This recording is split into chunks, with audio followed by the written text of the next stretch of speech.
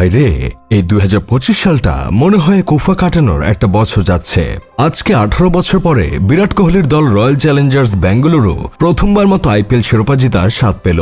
তবে তোমরা কারা কারা জানো প্রতিবার আরসিবিকে ট্রল করে করে বলতা যেইবার আরসিবি শিরোপা জিতবে সেইবার বিয়েটা করে ফেলবো। আবার অনেকে বলতা যেই বছর আরসিবি শিরোপা জিতবে সেই বছর থেকে পড়তে বসবো। এখন তোমরা যারা যারা এসব নিয়ত করতা তারা তাড়াতাড়ি করে এইসব কাজ করে ফেলো, না হলে কিন্তু তোমাদের আর রক্ষা নাই। কারণ বিরাট কোহলির ভক্তরা কিন্তু তোমাদের উপর ঝাঁপিয়ে পড়ার জন্য রেডি হচ্ছে। একদম 18 বছর রাগ এবার তোমাদের উপর ঝেড়েই ছাড়বে। আসলে এই সিজনটা ছিলই হয়তো কুফা কাটানোর সিজন। এই বছর হ্যারি কেন তার জীবনের প্রথম শিরোপা জিতছে। হ্যারি কেনের সাবেক সতীর্থ সন হিউং মিন তার ক্যারিয়ারের প্রথম শিরোপা জিতছে। এমনকি সনের ক্লাব টটেনহামও 17 বছর পর প্রথম শিরোপা জিতছে। নিউ ক্যাসেল 70 বছর পর এবার প্রথম শিরোপা জিতছে। আবার ক্রিস্টাল প্যালেস 120 বছর পর প্রথম শিরোপা জিতছে। এই সিজনে মোটামুটি সবারই কুফা কেটে গেছে, শুধু বাকি আছি আমি আর নাজমুল হোসেন শান্ত। এই দুজনের কুফা কেটে গেলে মোটামুটি আর কিছুর পূর্ণতা বাকি থাকবে না। এসব শোনার পর আমার বন্ধু কেরামত বলতেছে, যেইভাবে সকল কুফা ব্যক্তিদের এই বছর কুফা কেটে যাচ্ছে তাতে মনে হচ্ছে এই বছর আমার কুফাটা কেটে যাবে। আমিও হয়তো এই বছর কোনো একটা মেয়ের মন জয় করে বিয়েটা করে ফেলতে পারবো। তবে বিরাট কোহলি ও আনুশকা শর্মা মুখে হাসি দেখে ভালো লাগছে, কিন্তু প্রীতি জিন্তার মুখের দিকে তাকালে খারাপ লাগছে। আপনারা একটা বিষয় খেয়াল করেছেন কিনা জানি না, তবে আমি খেয়াল করছি এবার আইপিএলে যে দুই দল ফাইনালে উঠেছিল সেই দুই দলের কোনো দলই আইপিএল শিরোপা জিততে পারছিল না।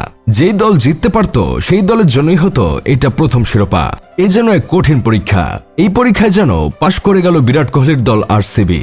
একটা সময় ছিল সবাই বলতো বিরাট কোহলির আরসিবি ছেড়ে দেওয়া উচিত, তিনি এই ক্লাব ছেড়ে দিয়ে অন্য ক্লাবে গেলেও অন্তত একটা আইপিএল শিরোপা জিততে পারবে। কিন্তু তিনি ক্লাব ছাড়েন নাই, এই ক্লাবেই 18 বছর থেকে গেছেন। শেষ পর্যন্ত তিনি এই ক্লাব থেকেই শিরোপা জিতে পূর্ণতা পেলেন। ম্যাচ শেষে তো তিনি বললেন, আজকে আমি শিশুদের মতো ঘুমাতে পারবো।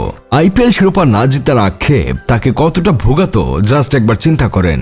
2025 সালের ইন্ডিয়ান প্রিমিয়ার লিগ আসরের ফাইনালে বিরাট কোহলির দল রয়্যাল চ্যালেঞ্জার্স বেঙ্গালুরুর বিপক্ষে মাঠে নেমেছিল প্রীতি জিন্তার দল পাঞ্জাব কিংস, যেখানে কোহলির দল 191 রানের টার্গেট দেয় প্রীতির দলকে, যার মধ্যে বিরাট কোহলি করে 35 বলে 43 রান।